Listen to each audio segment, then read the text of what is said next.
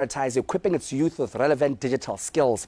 In our next discussion, we will examine with Destination Imagination Africa CEO Ms. Sally Kimangu and Lady Sasha.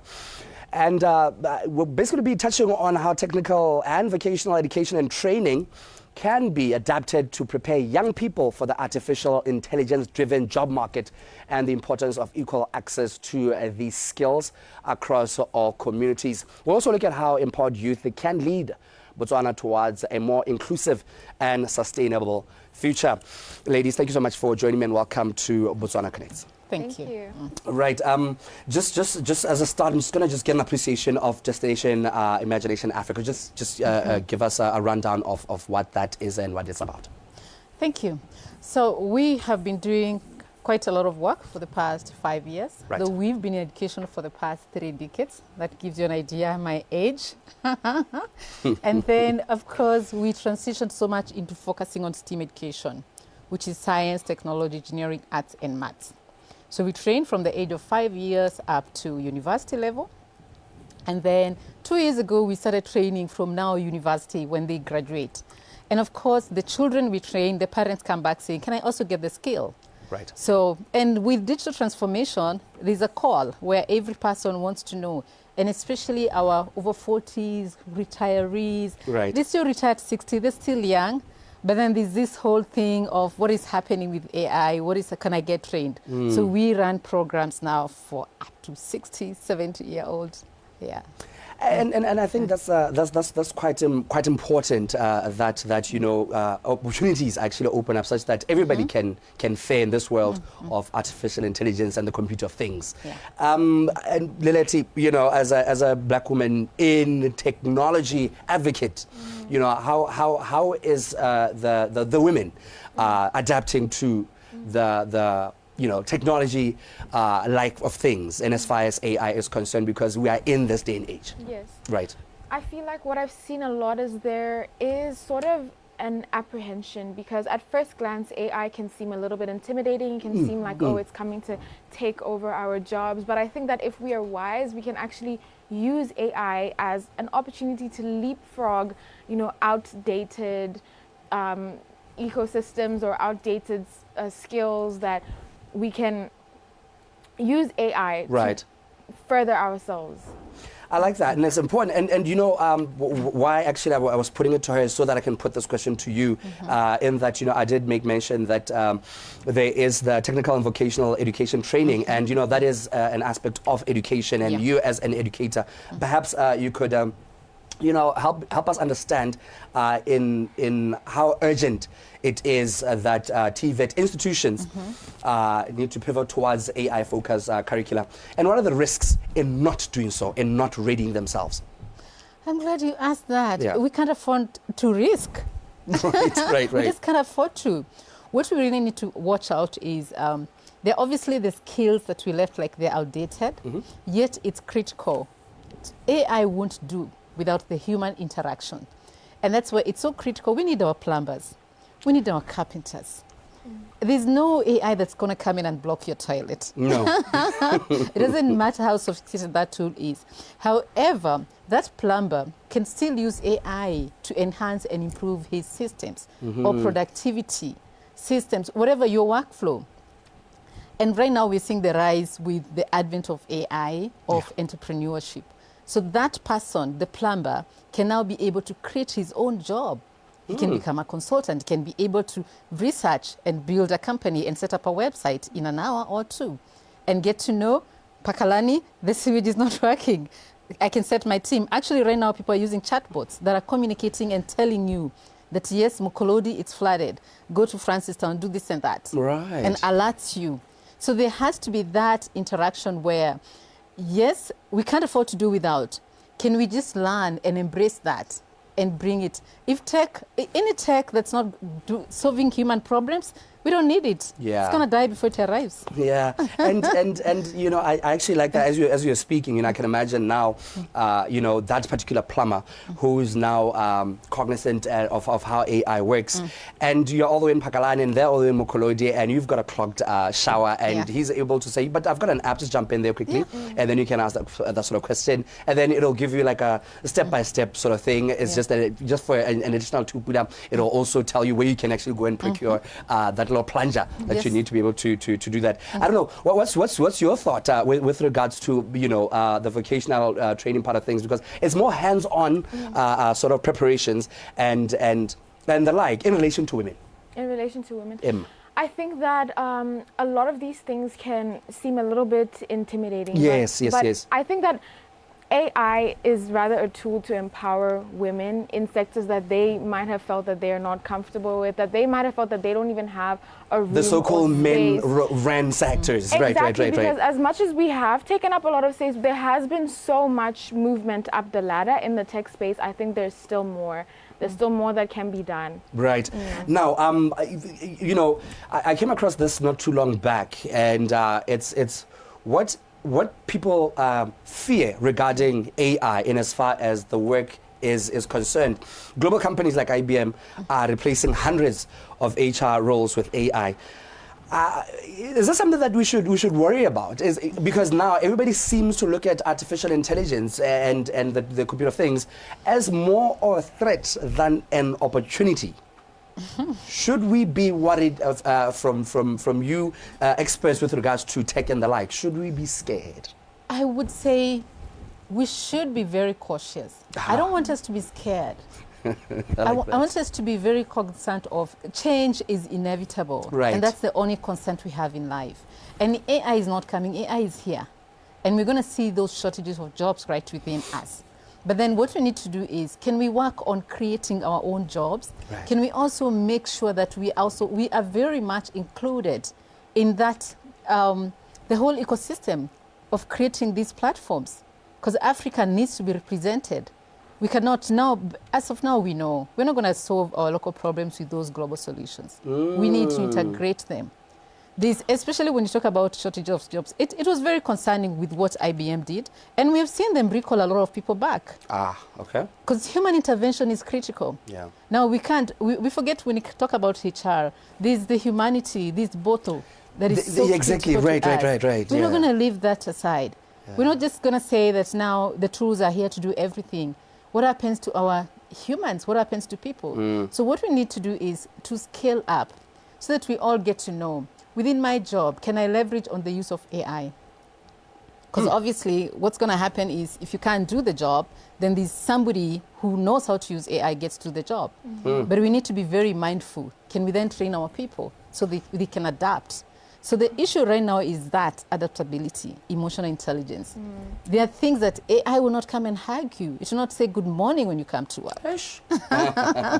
and I've got a follow-up question as an educator, but I just want to quickly bring you in here as an advocate for women in tech, in that, you know, speaking of the IBM scenario where a lot of HR was relieved of their duties. Majority of HR personnel are women. Majority, if you noticed, I think.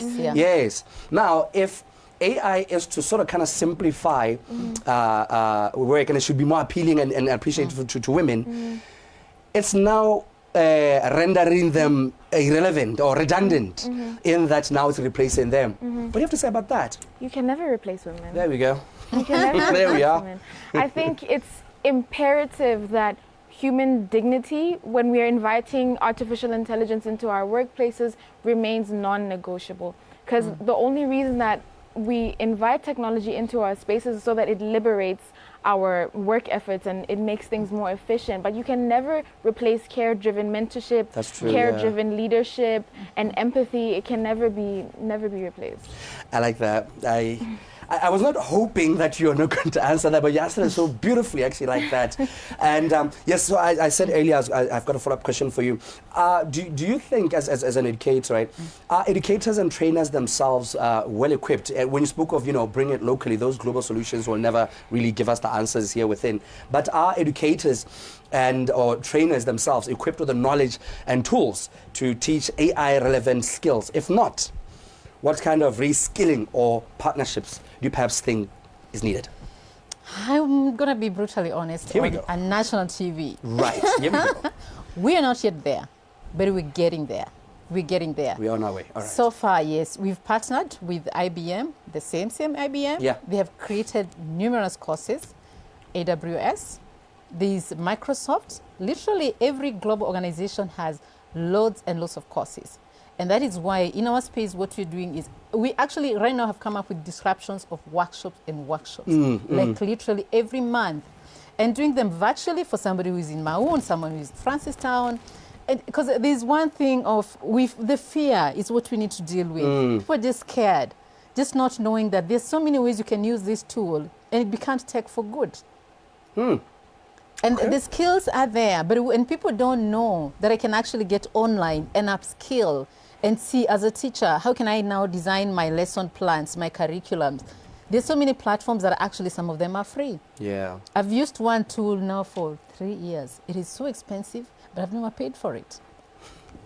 Because, you use it and you share with other people to use it. You educate others, they give you points. So you don't need to. Yeah, right. Leleti,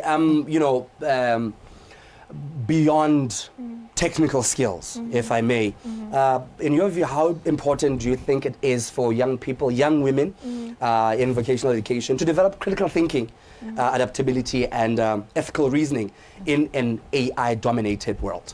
I think it is of utmost importance. Right. In order to be able to navigate these new technologies, we need to be able to go in with our own logical reasoning. Right. Because AI can't navigate certain nuances like empathy. And there's even faults in ChatGPT itself. Yeah. You have to prompt it 1,000,000,000 and 1,000,000,000 trillion times before you can even ask it where I think that was wrong, and it'll be like, oh yeah, actually. So I think those are very important skills that I advocate for women to hone and to bring to light.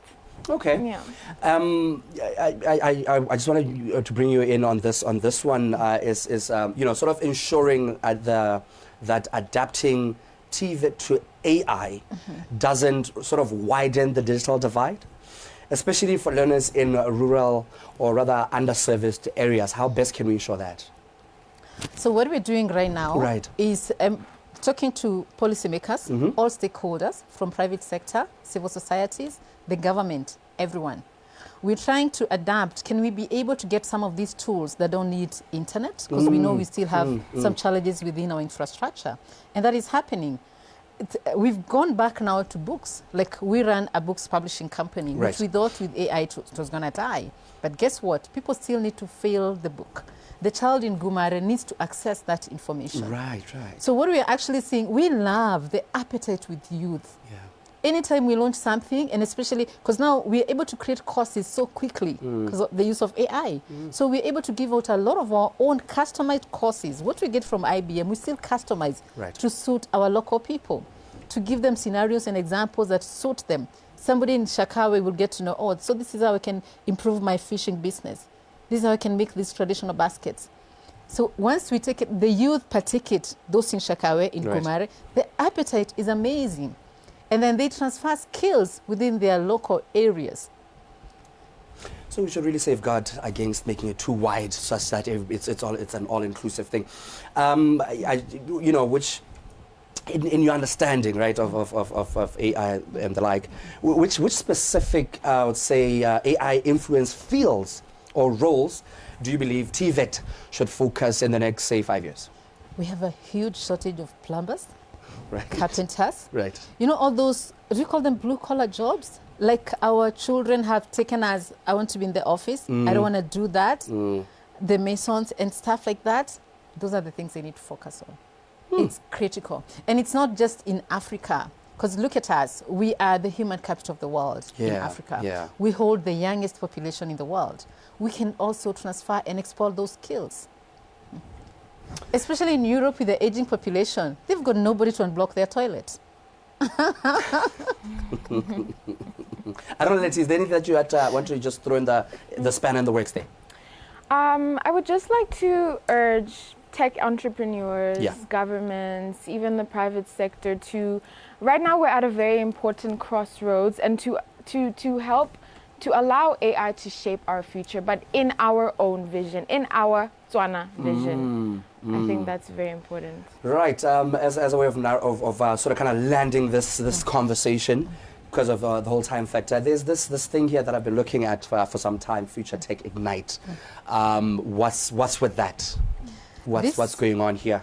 I'm glad you asked. You know, this Yeah. was born out of needs. Right. Like, we've been focusing so much on children and youth.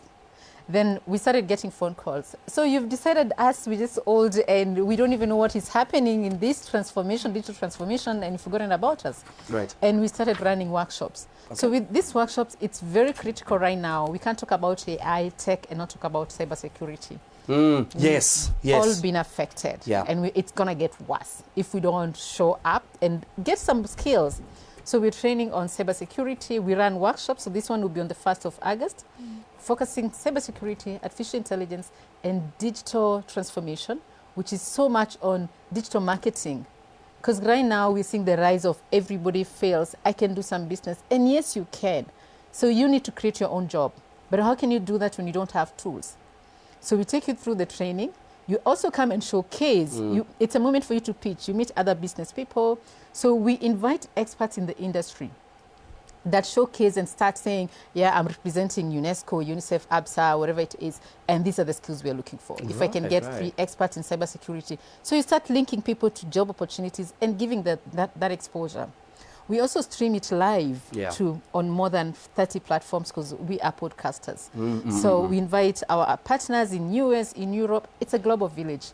So you never know who you might meet that could lead you to the next opportunity. Right. So it's very important. You better show up.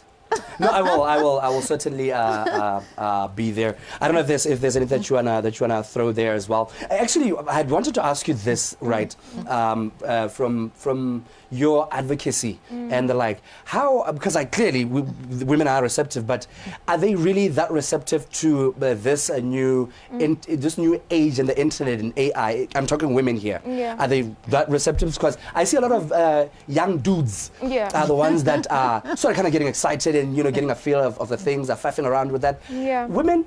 You'd be surprised. Right. There's plenty of them who just have not either been offered the platform or the opportunity. And that is exactly why we do what we do, because they're kind of mellowed in the background and told to go into nursing and told to go into, all these other traditional female fields. But there's plenty. Right. Ladies, thank you so much for joining me in studio to come discuss this very, very important topic, which I really think it was quite necessary to also get an appreciation of the fact that, women are also not left behind. Thank you so much. Thank you. You're most welcome. Right. And I was having a chat there with Ms. Sally Kimangu, that is, who's the CEO of Destination Imagination Africa. She's here alongside Lileti Sasha, who is Women in Tech Advocate. Right, now, the 11 o'clock bulletin follows at 11. Good morning.